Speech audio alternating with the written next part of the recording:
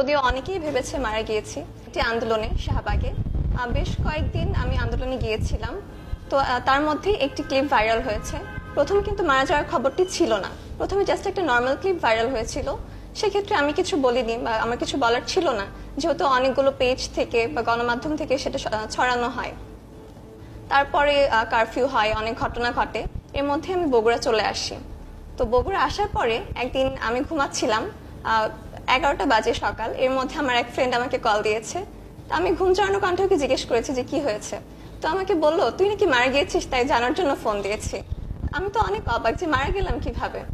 তো আমাকে ফেসবুকে একটা লিঙ্ক দিয়ে দেখতে বলে। তখন দেখলাম যে একটা পেজ থেকে বলা হয়েছে যে আমি মারা গিয়েছি, আর সেখানে অলরেডি 1 মিলিয়ন ভিউ এরকম। তো আমি তখনও ব্যাপারটা মজার ছলে নিয়েছি, যেহেতু জাস্ট একটা পেজ থেকে, ব্যাপারটা তেমন সিরিয়াস না, এভাবেই নিয়েছি। এরপরে একে একে আমার আম্মু ভিডিওটা দেখে, আম্মু বলে যে এরকম এরকম। তখনও খুব একটা সিরিয়াস ছিল না বিষয়টা, কিন্তু যত দিন যায় বা যত সময় যায়, 2-1 দিনের মধ্যে ব্যাপারটা অনেক সিরিয়াস হয়ে যায় আমার মনে হয়। অনেকগুলো পেজ বা ভিডিওটা আপলোড করে, আর সবাই তো জানতো না যে আসলে যে আমি বেঁচে আছি নাকি মরে গেছি। অনেকেই আমার জন্য জান্নাত জান্নাত চাই, জান্নাত কামনা করে, সেখানে আমিন বলে। বিষয়টা প্রথমে যেহেতু যদিও আমি মজা হিসেবে নিয়েছি, বাট ব্যাপারটা আসলে আস্তে আস্তে সিরিয়াস হয়ে যায়, আমি মেন্টালি একটা প্রেশারের মধ্যে চলে আসি। যখন এই গুজবটি রটলো, যখন এই গুজবটি দেখলেন, যখন সামাজিক যোগাযোগ মাধ্যমে গুজবটি চারিদিকে ছড়িয়ে পড়েছে, তখন আসলে আপনার অনুভূতিটা কেমন ছিল? অনুভূতি বলতে প্রথম দিকে তো মজা হিসেবেই নিয়েছিলাম, বাট যখন ব্যাপারটা সিরিয়াস হয়ে যায়, অনেকে ফোন দেয়, জানার চেষ্টা করে, বা অনেক জায়গা থেকে আসলে ব্যাপারটা ইভেন আমার ভার্সিটি টিচাররা কল দিয়ে জিজ্ঞেস করে। সো সেই ক্ষেত্রে আমি আর কি একটু প্রেশারে ছিলাম, আমি মেন্টালিও একটু ডিস্টার্বড হয়ে গিয়েছিলাম। তো এইটাই।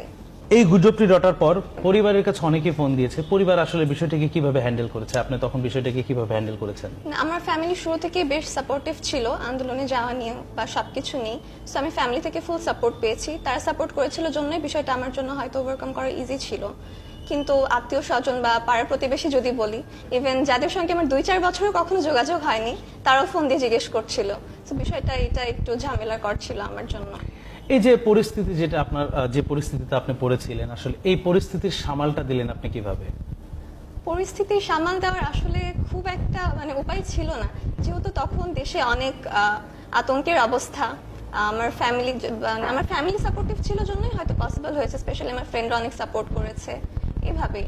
আর যেহেতু বিষয়টা পজিটিভ ছিল, অনেকেই পজিটিভ কমেন্ট করেছে, সেজন্য আমার জন্য ইজি হয়েছে। আমরা জানি যে আপনি ঢাকা ইউনিভার্সিটির স্টুডেন্ট, তো ঢাকা ইউনিভার্সিটির স্টুডেন্টদের আসলে প্রতিটি আন্দোলনে বা প্রতিটি কাজেই